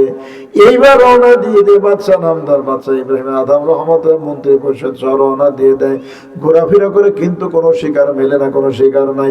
হঠাৎ করে দেখে একটা হরিণ দৌড় দিয়েছে। বাদশা ঘোড়া চাবুক পিঠেছে, হরিণের পিছে হরিণও দৌড়ায়, ঘোড়াও দৌড়ায়, হরিণও দৌড়ায়, ঘোড়াও দৌড়ায়। দৌড়াতে দৌড়াতে বহু দূর পর্যন্ত চলে গেল, কোনো খবর নাই, অনেক দূর চলে গেছে। মন্ত্রী পরিষদ কোথায় রয়ে গেছে আর বাদশা কোথায় চলে গেল, কোনো খোঁজ খবর নাই। বিশাল বড় জঙ্গল, শুধু যায় আর যায় আর যায় আর যায়। বহুদূর যাওয়ার পরে হঠাৎ করে হরিণটা ফেঙ্কে দাঁড়ায় গেল। বাচ্চা ইব্রাহিম আদম রহমতুল্লাহ বল, আমি একটু ভীত হয়ে গেলাম, সর্বনাশ, আমি হরিণকে শিকার করব, অথচ হরিণ দাঁড়ায় গেল। কারণটাকে আমি যে তাক করেছি, আমি হরিণকে শিকার করাবার জন্য আমি লক্ষ্য করে তাকে দেখি হরিণ আওয়াজ দিয়ে কথা বলা শুরু করেছে, এ বাচ্চা ইব্রাহিম আদম, আমাকে শিকার করা জীবনে সম্ভব হবে না, আমি তোমাকে শিকার করবার জন্য এখানে আসছি। ইব্রাহিম আদম আশ্চর্য হয়ে গেল, কি রে বিষয়টা। ইব্রাহিম আদম রহমতুল্লাহ উনি ঘোড়ার থেকে নেমে পড়লেন, হরিণ আওয়াজ দিচ্ছে, ইব্রাহিম আদম আর কতকাল এভাবে পাগলামি করে চলাফেরা করবে, সময় কি তোমার এখনো হয় নাই? তুমি কি আল্লাহ তাআলার ধারে, আল্লাহর রাস্তায় তুমি কি সময় কাটাবা না? আর কতদিন তুমি এইভাবে চলাফেরা করবা, এখনো কি তোমার সময় হয় নাই? ইব্রাহিম আদম রহমতুল্লাহ চিন্তা করলেন, সর্বনাশ, রাতের গভীর এটা দেখলাম, সকালবেলা বা রাজদরবারে এটা দেখলাম, আবার এই ঘটনা ঘটে গেল। যাক, চলে আসছে, যেহেতু মন্ত্রী নাই, আমি কোথায়, তাদের কোনো খবর নাই, এই জায়গার থেকে ফিরে আমি আর রাজদরবারে চলে যাব না, যা আসছি আসছি আর ফিরে যাব না। কিতাব প্রমাণ করছে ইব্রাহিম আদম রহমতুল্লাহ, ফরিদুদ্দীন আত্মার রহমতুল্লাহ তিনি আলোচনা করতেছেন। ইব্রাহিম আদম রহমতুল্লাহ জঙ্গলের ভিতর থেকে উনি একটু বাইরে যখন চলে আসলে, এসে দেখে একজন রাখাল উর্দু বা ভেড়া বকরি গুলো চড়ায়। এই রাখালের গায়ে একটা পোশাক আছে, সালার পোশাক। কিসের? আর ওনার গায়ে অত্যন্ত বাচ্চা, তো কি পোশাক? তারপরে জবতবা বাচ্চা না তো, না না না, মন্ত্রী তো বসে আছে, এই তো মন্ত্রী। ইব্রাহিম আদম রহমতুল্লাহ রাখালের কাছে যা বলতে, ভাই রাখাল, আপনার গায়ে যে পোশাক আছে আমার সাথে আপনি পরিবর্তন করবেন কিনা। রাখাল চিন্তা হলো, সর্বনাশ, কয় কি মানুষটা পাগল হয়েছে নাকি, পরিচয় দিচ্ছে না। রাখাল তাকে দেখে পোশাকটা তার গায়ে অত্যন্ত দামি, আর ওনার পোশাকটা ছিল সালার পোশাক। ইব্রাহিম আদম রহমত পরিচয় দিল না, বলছে আমার এই পোশাকটা আপনি নেন, আপনার পোশাকটা আমাকে দেওয়া যায় কিনা। রাখাল তো খুশিতে বাঘ, সর্বনাশ, এইবার পোশাক পরিবর্তন করে নিয়ে নিল। নেওয়ার পরে উনি যায় সাধনা শুরু করে দিয়ে দিয়েছে। পরবর্তী যুগের আউলিয়া কেরাম যারা আছে, একটা দুইটা দিন ধরে গোটা 7টা বছর যেখানে সাধনা করেছে, ওই সাধনা করবার জায়গায় যখন আল্লাহর ওলিরা সেখানে জিয়ারতের জন্য তারা চলে গিয়েছে, অঝরনারে চোখের পানি ছেড়ে শুধু কান্নার কান্নার কান্না। ফরিদুদ্দীন আত্মার বলেন, ওই জায়গায় তারা শুধু কান্নাকাটি করেছে। জিজ্ঞাসা করা যে প্রশ্ন, এত কান্নাকাটি কেন করতেছেন এই জায়গায়, কারণটা কি? বলে জায়গাটা দেখে বারবার ইব্রাহিম আদমের কথা মনে পড়তে, সর্বনাশ, এত বড় একজন দাপরের বাদশা এত কষ্ট করে এই জায়গায় আল্লাহ তাকে বর্জন সাধনা করলে, এত কষ্ট করলো, কারণ যে জন্মগ্রহণ করছে কষ্ট করে, তার দ্বারা কষ্ট করা সম্ভব, কিন্তু যে জন্মগ্রহণ করলো, সমাজ সোনার চামচ মুখে নিজে পৃথিবীর জমিনে আসলো, এই মানুষটার জন্য কষ্ট করা কিন্তু বড় কঠিন। কঠিন না? কি বলেন? আমি যতটুকু কষ্ট করতে পারবো, আমার সন্তানরা এরা কিন্তু অত কষ্ট করতে পারবে না। পারবে কি? হ্যাঁ, পারবে না। আমার বাপের 10টা ছাওয়ালে, আমরা 10 ভাই বোন, খাবার চাইতে বাড়ি দিবার মা তাও সময় পাইনি। আর আগে পড়ালেখা তাই হতে হয় না, সম্ভব হয় নাই। ওই বাড়ি নিজেরা বাড়িটা এনে খাইছি, স্কুল থেকে এসে ক্ষুদা লেগে গেছে, সেটা খাওয়ার চাইছে নেই, খাওয়ারও ফুরিয়ে গেছে। তখন তো অত ছিল না, তবে ওই চাল টাল খুদ হয়েছে, সব পোকা হয় করে তো লিয়ে যায়, ওই লিয়ে আসে সাইডে কড়াই পাত দিয়ে ভাজি টেতে সারে, ওই পোকা বড় বড় পোকা মরিয়ে গেছে, ছাট হয়ে গেছে, কুলে পর ঢাললে ফেলা টেলা দিয়ে ওইগুলো দিয়ে পরিষ্কার করলে ওই পকেটের বোধ করে নিয়ে খাতে চলে গেছে। বাস্তব কথা বলতেছে, কিন্তু মানে আমাদের ওই বয়সে যারা আছেন তারা পরে আলাদা এটা কীভাবে বুঝবি। তার আগের আলা তো আরো কষ্ট, তারা তো আগে জানে। এখনকার মতো কি এত সুখ শান্তি, এত সচ্ছলতা ছিল? খাবারের চরম অভাব ছিল, তাই ছিল না? তাও আমি যে বলতেছি আমার গোটা গ্রামের ভিতরে আমারই সবচেয়ে ভালো, চারটে খাওয়ার জন্যই সারাদিন কাম করে দিয়েছে। আমি নিজে সচক্ষে টাকা দিয়েছি, 8-10 জন লোক ছিল খালি খাওয়ার জন্যে, টাকা পেট ভাতা। কত অভাব ছিল মানুষের, ওই রকম ভাবে মানুষ হয়েছে। আমার দ্বারা কষ্ট করা সম্ভব। আর আমার 2 সওয়াল, আমার 2 বেটা মেয়েরা, কিরা বলে করেছিল যে ওতা 100 মন করে দেয়, মুরগি খাতে পারে করলে খাসি লাগবে, তাও সে খাসি গোস্ত কিনে করে, না হবে না, খাসি কিনে লাগবে। তাহলে কষ্ট করা সম্ভব? একটা উদাহরণ বোঝাচ্ছি, সেটা বোঝেন, বাস্তব অবস্থা বলতেছি। ওর কষ্ট করা সম্ভব না। একদিন মঞ্চের মার কাজ করে রোস্ট খাবো, কি করলে আমার শেষ হলে আমার গেলে আসো, তাহলে 1 দিনে 3-4 করে লাগবে, 5টা-6টা। আমার ছোটো সালটা তো 5-6টা কম হয় না। বয়স কয়েকদিন এত রাগারাগি করে খায় খায় ওর অবস্থা হয়েছে। ওজন 85 কেজি। আপনার যারা দেখছে তারা দেখছে কত ও কষ্ট করতে পারে মানে মূলত বোঝাচ্ছে, কারণ ও জন্মগ্রহণই করেছে হলো সুখের উপরে। ওকে কষ্ট করতে পারে? আমি পারি, কারণ আমি এগুলো সচকে তাকায় দেখছি, ওরকম কষ্ট করছি তো, এরকম হয় নাই। 100 স্কুল থেকে আসছি, ওটাও নাই, না খায় করে নেই, কি করো? এটা হয়তো একটু চলে গেছি, নাই ওই রাতের বেলা আবার রান্না হয়েছে, তাই চার দেখাইছি, এরকম ছিল না? এরকম তো ইব্রাহিমের আধাম এত বড় একজন বাদশা, যার সুখের সংসার, যার বিছনা এরকম ছিল, আর এই মানুষটা ওই জায়গায় 7টা বছর একটা গুহার ভিতরে সাধনা করা, এটা কত বড় কঠিন কাজ।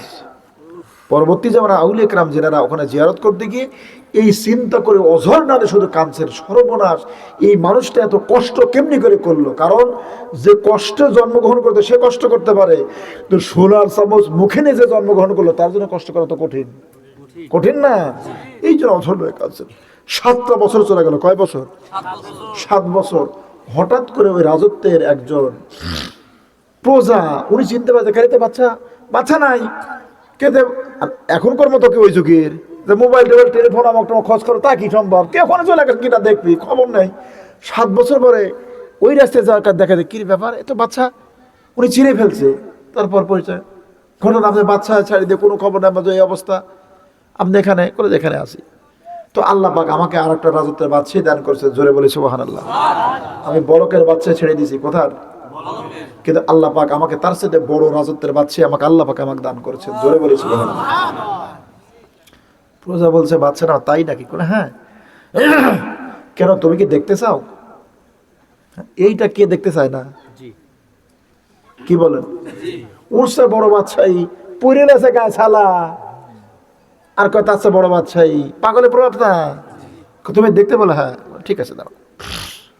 ওই নদীর পাড়ে, ওখানে সাইডেই করতে না, যাওয়ার পরে একটা সুচ, এই সুচটা একটু চিহ্ন দিয়ে উনি নদীর ভিতরে ফেলে দিলেন। বললেন, আচ্ছা আমার রাজত্বের যত প্রশাসন, যত সব লাকজত যারা আছে, সমস্ত মিলে এই সুচটাকে এই সমুদ্রে উঠায় নিয়ে এসে দিতে পারবে? তাই কি সম্ভব? এটা ছোট একটা জিনিস, তার সমুদ্রের ভিতরে ফেলে দিলে, আর এটা তুলে, তাই সম্ভব? কে নামবে আর কে উঠায় দেবে, তাই সম্ভব? এটাকে সম্ভব? সম্ভব। তুমি কি দেখবে? কলা একটু বসো। ইব্রাহিম আদম রহমতুল্লাহ আলাইহি বললেন, মাবুদ, আমি আমার সুস্থ, আমি ফিরে চাই। বলতে না বলতে শত শত মাছ স্বর্ণের দামি দামি সুচ মুখে করে নিয়ে হাজির হয়ে গেল। চোখের পানি ছেড়ে দিয়ে অঝর্ণারে কাঁদতেছেন ইব্রাহিম আদম। কি করতেছেন? প্রশ্ন মনে আছে না? প্রশ্নটা কি? হ্যাঁ হ্যাঁ, বোঝা গেল যে 2-1 জন শ্রোতা আছে। ইল্লামান আতাল্লাহ বিকলবিন সালিম, আমার আল্লাহ রাব্বুল আলামিন বলে, বান্দা তুমি যদি কলবে সালিম, প্রশান্ত আত্মার অধিকারী হয়ে যদি আসতে পারো ময়দানে মাহশারে, তাহলে তুমি নাজাত পেয়ে যাবে, মুক্তি পেয়ে যাবে। এইটাই একমাত্র তোমাকে উপকার দেবে, অন্য কোনো কিছু উপকার দেবে না। এর শোনার অনেকের আব্বাজান ভাই জানারা, ইব্রাহিমের আদম রহমতের অধর্মে কাঁদে। প্রজা চিন্তা করে, সর্বনাশ, এত বড় দামি দামি সুচ নিয়ে হাজির হয়ে যাচ্ছে, অথচ বাচ্চা কাঁদে। কারণটাকে জিজ্ঞাসা, ইব্রাহিম আদম রে, আপনি কেন কাঁদেন? আল্লাহ বলে, বাবু,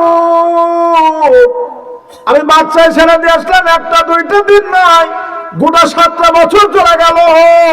ও আমার দয়ার আল্লাহ, আমাকে পরীক্ষা করা কি তোমার শেষ হয় নাই?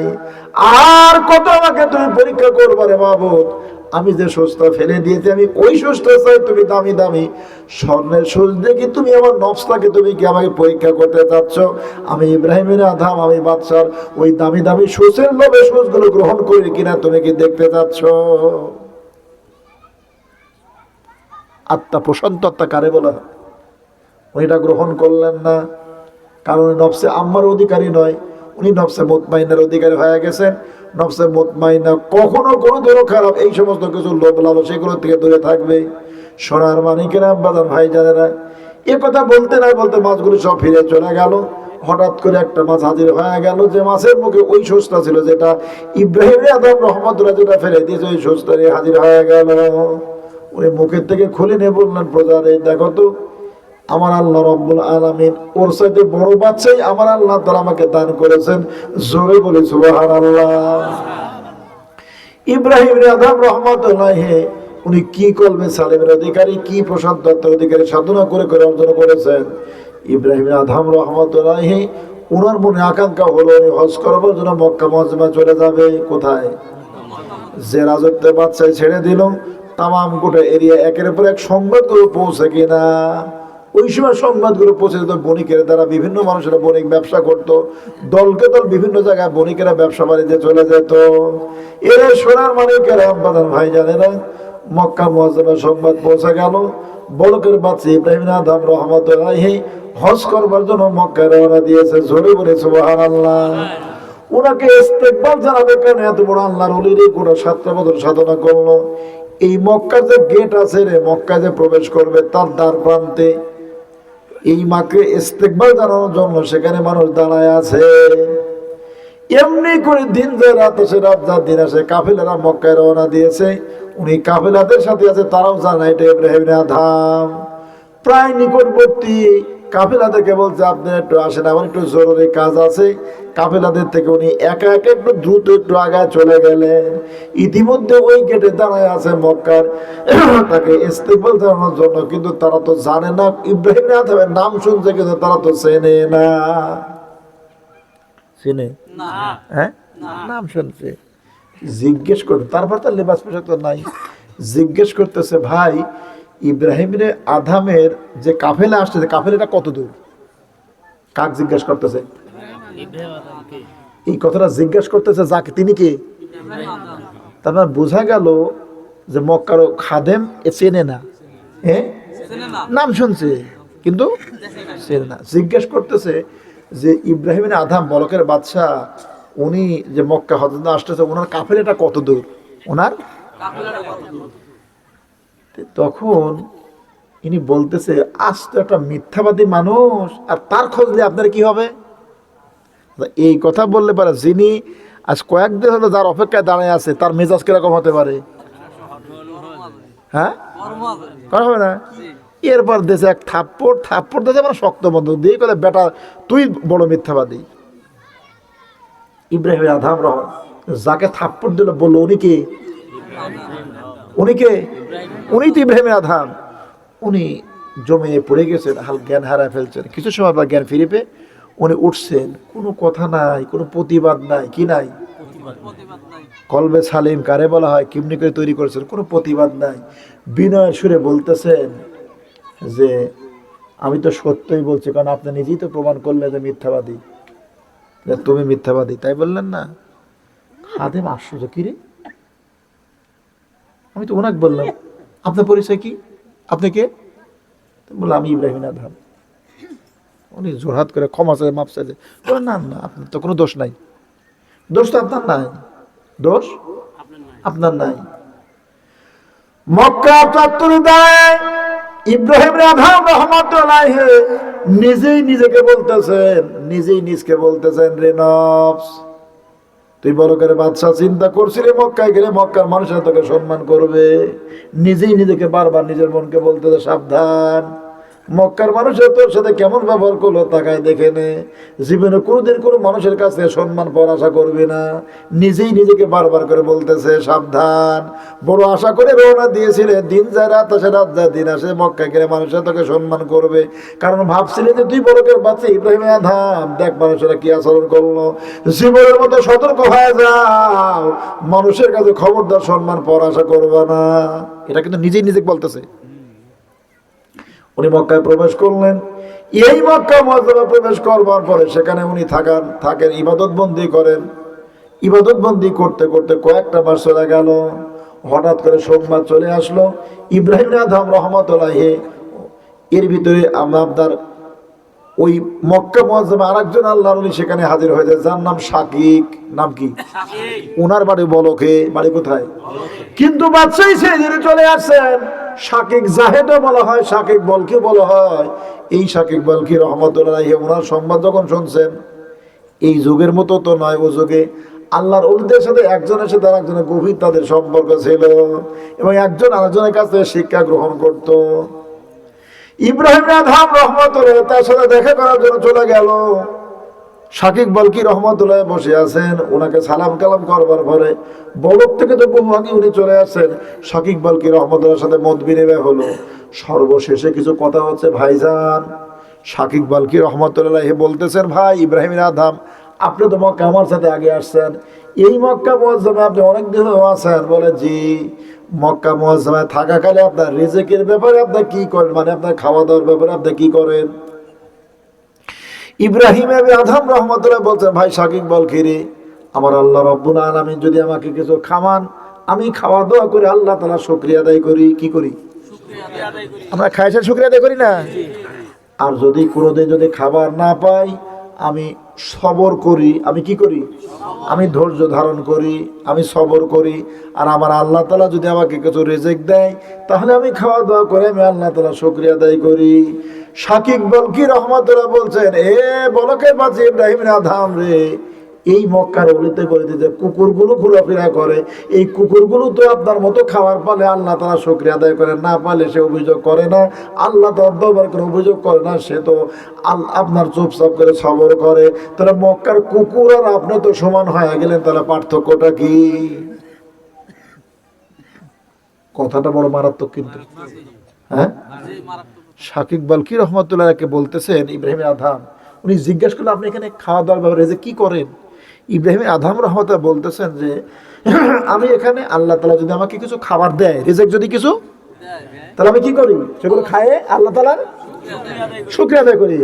আমরা কেউ কেউ শুকরিয়া আদায় করি, কেউ শুকরিয়া আদায় করি না, আলহামদুলিল্লাহ কইনি। কি কর? বিসমিল্লাহ কয় যে খাবো, তাও খাইনি। হ্যাঁ, উনি বলে আমি খাওয়া দাওয়া করে কি করি? আল্লাহ তাআলার, যেহেতু আল্লাহ তাআলা আমাকে খাওয়াইলো, আমি শুকরিয়া আদায় করি। আর যদি কোনোদিন যদি খাবার না পাই, তাহলে আমি কি করি? সবর করি, মানে ধৈর্য ধারণ করি। শাকিক বলকি রহমতুল্লাহ এটা শুনে তার জবাব দিচ্ছেন, মক্কার কুকুরের আপনি তো সমান। কারণ মক্কার কুকুররাও খাবার পালে পরে খাওয়া দাওয়া করে নেজ দানায় আল্লাহ তাআলা শুকরিয়া আদায় করে। আর যদি খাবার না পায়, তাহলে কি করে? সবর করে, ধৈর্য ধারণ করে। সে তো অভিযোগ করে না। অভিযোগ কি করে? তো মক্কার কুকুরের আপনি তো সমান। ইব্রাহিম আদম রহমতুল্লাহ চিন্তা করে, কত সত্যি তো, উনি অত গবেষণা করেন, কেন কত ঠিকই তো। ইব্রাহিম আদম রহমতুল্লাহ বললেন, ভাই শাকিক বলকি, আপনি কি করেন? আপনি এখানে কি করেন? শাকিক বলকি রহমতুল্লাহ বলতেছেন, আল্লাহ পাক আমাকে যদি কিছু রিজিক দেয়, আমি মানুষের ভিতরে আমি দান খয়রাত করে দেশে আমি সবর করি। কি করি? দান খয়রাত করে কি করি? আর আল্লাহ তাআলা যদি আমার কোনো কিছু রিজিক যদি না দিয়ে থাকেন, আমি যদি আল্লাহ তাআলা শুকরিয়া আদায় করি। কি করি? শুকরিয়া আদায় করি। শাকিক বলকি রহমতুল্লাহ যখন এই কথা বলছেন, ইব্রাহিম আদম রহমতুল্লাহ বলছেন, এই ব্যাপারে আপনি আমার পীর, মানে আমার উস্তাদ আপনি। কারণ আসলে ওনার তার চাইতে এটার মর্যাদা তো আরো অনেক কোটি কোটি করে বেশি এটার মর্যাদা, ওইটা চাইতে এটার। কিন্তু ওইটা যেটা, সেইটাই তো আশ্চর্যজনক। অথচ ফাম করে বলে ফেললো যে মক্কার কুকুরের আপনি তো সমান, এত বড় আল্লাহর ওলি। কথা কিছু বোঝা গেল? তারা কি নফসকে কেমনি ভাবে কন্ট্রোল করেছেন। ইব্রাহিম আদম রহমতুল্লাহ কিছুদিন থাকবার পরে এবার মক্কা থেকে বাহির হলেন। কি হলেন? এটা দর্শক আল্লাহুম্মা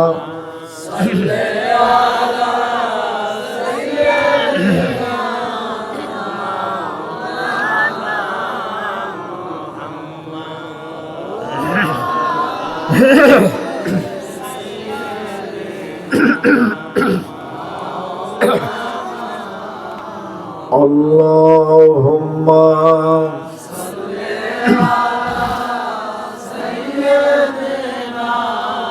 মাওলানা মুহাম্মদ ওয়া আলা আলি সাইয়্যিদিনা ফায়া আইয়ুহাল হাজিরুন রাহিমাকুমুল্লাহ।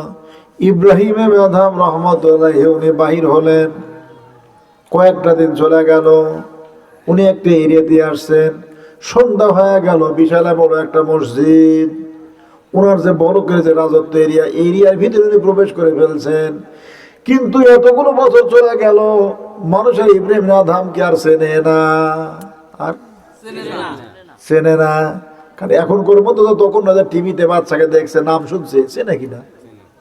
হ্যাঁ, ইব্রাহিম আদম রহমতুল্লাহি ওনার রাজত্বের ভিতরে মাগরিবের নামাজের সময় প্রবেশ করলো, মসজিদের ভিতরে ইবাদত বন্দি করতেছে, ঈশার নামাজ রক্ত হয়ে গেল, আজান মসজিদ আজান দিয়ে দিল, উনি ইবাদত বন্দি করতেছেন। ইব্রাহিম আদম রহমতুল্লাহ চিন্তা করলেন, আমি আজকে রজনী রাত্রিটা আমি এই মসজিদে কাটাই দিয়ে দেব, ইবাদত বন্দি করবো, কোরআন তেলাওয়াত করব।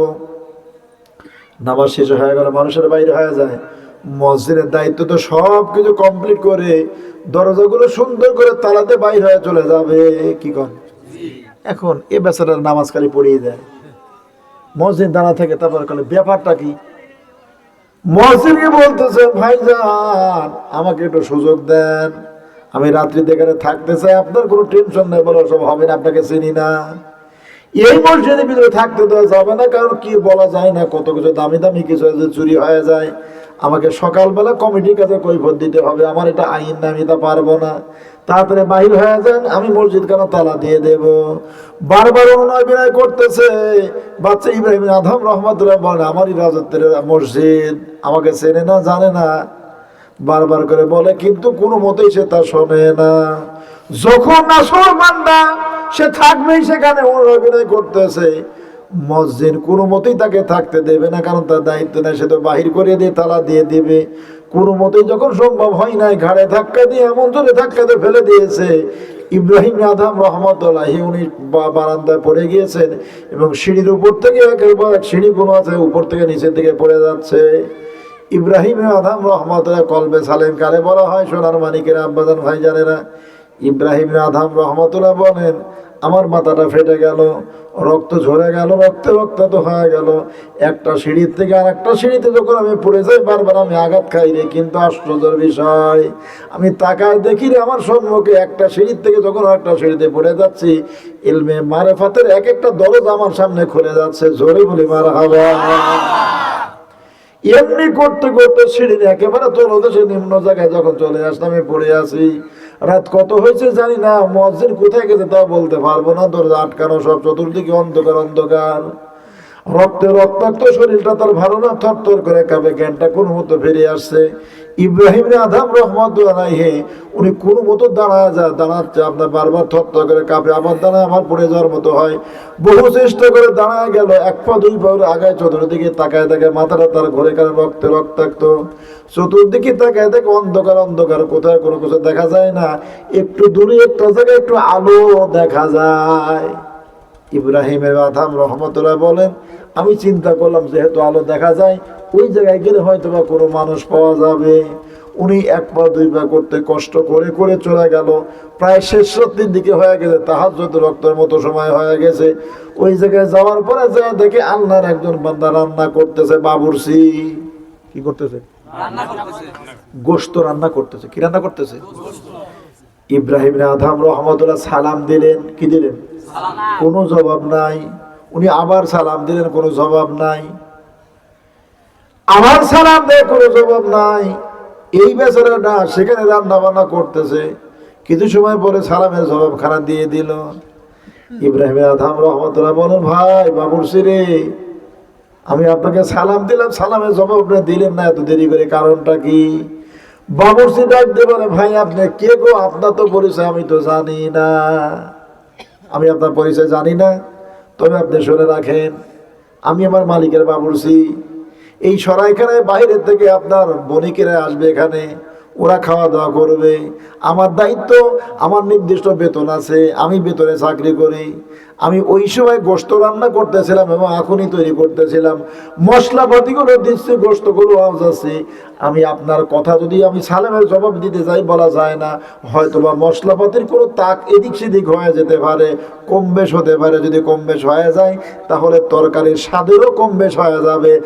আর যদি তা হয়, আমার মনিব যে আমাকে বেতন দিয়ে রেখে দিয়েছে, এই বেতনগুলো আমার জন্য হালাল হবে না। এই জন্য আমি সুন্দর করে তৈরি করবার পরে এইবার আমি পানি ঢেলে দিয়েছি। এখন আমি যদি আপনার সাথে সালাম দেওয়া করো, কিছু সময় যদি গল্প করি, কথা বলি, তবু আমার তরকারি স্বাদের কোনো পরিবর্তন হবে না, কারণ আমাকে এটা পানি দেওয়া হয়ে গেছে। কারণ ওই সময় তো মশলাপাতি করে, তাই করে না?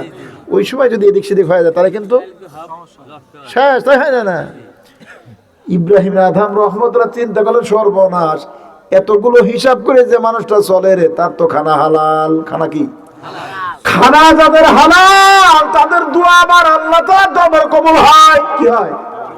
ইব্রাহিম আদম রহমতুল্লাহ দাঁড়ায় আছে, উনি বলতেছে, ভাই আপনি এত তমিজ করে চলাফেরা করেন, এত হিসাব নিকাশ করে চলাফেরা করেন, আমি বুঝতে পারছি আপনার দোয়া আল্লাহ তাআলার দরবারে কবুল হয়। আমার জন্য গভীর রাত্রিতে একটু দোয়া করেন, আল্লাহ তাআলা যেন আমার মনের আশাটা যেন আমার আল্লাহ তাআলা যেন পুরা করে। জোরে বলি সুবহানাল্লাহ। কে বলতেছেন এ কথা? কে বলতেছেন? ওই বাবুর্চিকে বলতেছে। কাকে? বাবুর্চি তার রিপ্লাই দিছে, জবাব দিচ্ছে, ভাই আপনার পরিচয় তো আমি জানি না, আপনি এত বড় কথা বলে ফেললেন যে আমার দোয়া আল্লাহ তাআলার দরবারে কবুল হয়। ভাই যদি কবুলে হয়ে থাকে তাহলে আজকে 3টা বছর চলে গেল, আমি শুনছি ইব্রাহিম আদম বলকের বাচ্চা, উনি বলকের রাজত্ব ছেড়ে দিয়ে চলে আসে, 7টা বছর উনি সাধনা করছে, এরপরে মক্কায় চলে গেছে, মক্কা থেকে রওনা দিয়েছে, আমি সংবাদ শুনেছি। বাবুর্চি বলতেছে, আমি আমার আল্লাহ তাআলার কাছে দোয়া করছি, মাবুদ গো, আমি যেতে পারবো না, আমার দ্বারা যাওয়া সম্ভব না, তবে জামানার ওলি ইব্রাহিম আদমের সাথে তুমি আমাকে একটু সাক্ষাৎ করায় দিও। এই দোয়াটা প্রতিদিন আমি আল্লাহ তাআলার দরবারে করি। ভাই আপনার পরিচয় তো আমি জানি না, যদি আমার দোয়া যদি আল্লাহ তাআলার দরবারে যদি কবুল হয়েই থাকে, তাহলে ইব্রাহিম আদমের সাথে আমার কেন দেখা হয় না? কাক বলতেছে? সামনে কে দাঁড়ায় আছে? ইব্রাহিম আদম রহমতুল্লাহ যখন এই কথা শুনলেন, চোখের পানি দিয়ে ঝরঝর করে কাঁদতেছে, বলতেছে, ভাই আমার এখন এক জাল্লা সন্দেহ নাই যে আপনার দোয়া আল্লাহ তাআলার দরবারে কবুল হয়। আমার জন্য দোয়া করে, নিঃসন্দেহে আল্লাহ তাআলার দরবারে আপনার দোয়া কবুল হয়। বাবুর্চি বলতেছে, ভাই আমি তো আপনার পরিচয় জানি না, আমাকে আপনি আগে বলেন, যদি কবুল হয়েই থাকে তাহলে ইব্রাহিম আদমের সাথে আমার কেন দেখা হয় না? আজকে কয়েকটা বছর চলে গেল, দোয়া করে আমি যেতে পারবো না, আমার দ্বারা যাওয়া সম্ভব, আমি গরিব মানুষ, আমি এখানে আমার মালিকের বাবুর্চির কাজ করি, ইব্রাহিম আদমের সাথে যদি আমার দেখা হয়, আমার দোয়া কেন কবুল হয় না? আমি ইব্রাহিম আদমের সাথে কেন দেখা হয় না? অসাধারণ চোখের পানি ছেড়ে দিয়ে 2 হাত প্রসারিত করে দিয়ে বলছে, ভাই আমি বুঝতে পারছি আমার আল্লাহ তাআলা আপনার দোয়া কবুল করে আপনার সাথে দেখা করানোর জন্য আমার মাথাটা ফাটাই দিয়ে রক্তাক্ত করে এখানে হাজির করে দিয়েছে। আমি অন্য কেউ নয় রে, রাতের গভীরে যে মানুষটা তোমার সামনে দাঁড়ায় আছে, এটাই হলো বাচ্চা ইব্রাহিম আদম, বলকের বাচ্চা, এটাই বলকের বাচ্চা ইব্রাহিম আদম। আমি ইব্রাহিম আদম বলে, তাই উনি জড়ায় ধরছে, সর্বনাশ। বলে আমি বুঝতে পারছি নিঃসন্দেহে আপনার দোয়া আল্লাহ তাআলার দরবারে কবুল হয়, আর এই জন্যই আল্লাহ তাআলা আমাকে মাথাটা ফাটায় রক্তে, কারণ উনি বেকার মসজিদে যাবে আর এই ঘটনায় বেকানো ঘটবে, বলে ফাটাই দিয়ে আমাকে আল্লাহ তাআলা হাজির করেছে। আমি বুঝতে পারছি আল্লাহ পাকের দরবারে আপনার দোয়া কবুল হয়েছে। কি হয়েছে? নিজের রাজত্ব, নিজের তৈরি করা মসজিদে সেখানে ঢুকছে, চেনে নাই, বাহির করে দিয়েছে, একটা সুশব্দ করে নাই। তাজকিয়া নফস কারে বলা হয়? আত্মশুদ্ধি কারে বলা হয়? কলবে সালিম কারে বলা হয়? যত সুবহানাল্লাহুম্মা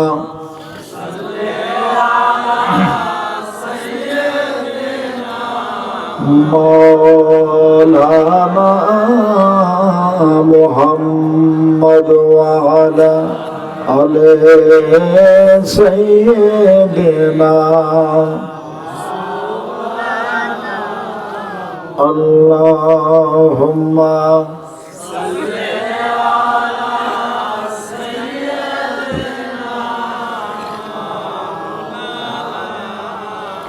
وعلى آل سيدنا গলেতে তসবির মালা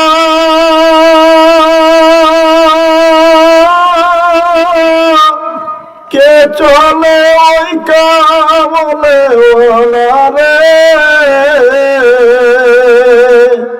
ওরে আমার বুকের দুর্গা তলায় ওরে আমার বুকের দুর্গা তলায় ও তার ডেকে নিয়ে আয় রাসূল নামে কে রে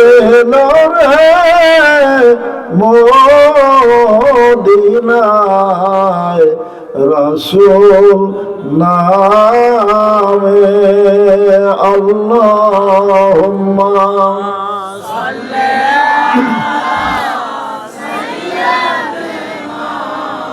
মাওলানা মুহাম্মদ ওয়া আলা আলে সাইয়্যিদিনা ফায়া আইয়ুহাল হাজিরুনা রাহমাকুমুল্লাহ। উদার তহবাদ যাচ্ছে আজকের মাহফিল থেকে।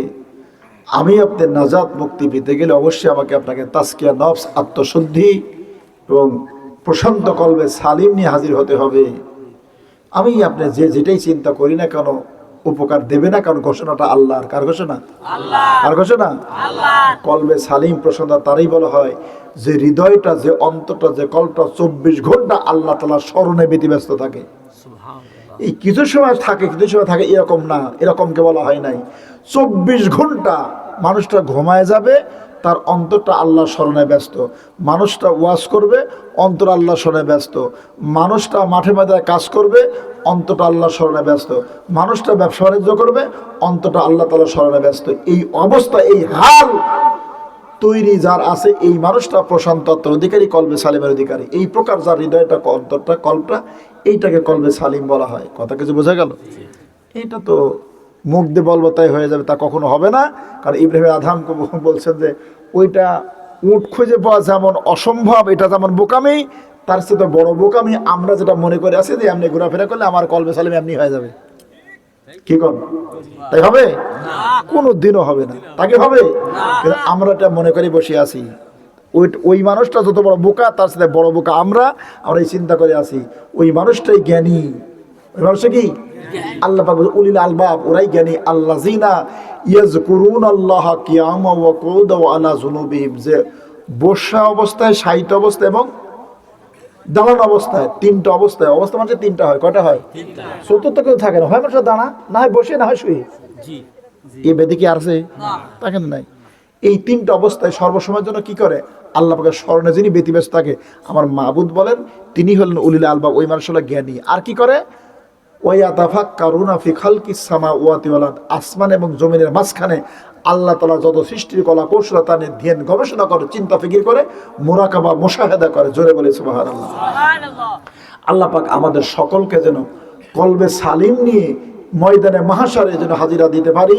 এবং কারণ যেহেতু এটা নাজাতের একটা সোপান, আল্লাহ পাক আমাদের সকলকে যেন তৌফিক দান করেন। সব আল্লাহুম্মা আমিন। এখন রাত্রে গভীর আমি আপনাদেরকে আবেদন করতেছি, আমার ছোট ভাই আলহাজ হযরত মাওলানা শাহাদুত সিদ্দিকী সাহেব, উনি আপনাদের কাছে মসজিদ উন্নয়নের কল্পে আপনার দান চেয়েছেন, আপনারা দিয়েছেন, যথেষ্ট দান করেছেন। এরপরেও আমি গুনাহগার মুসাফির মানুষ, আপনাদের কাছে একটা আহ্বান করতেছি, যিনারা বাকি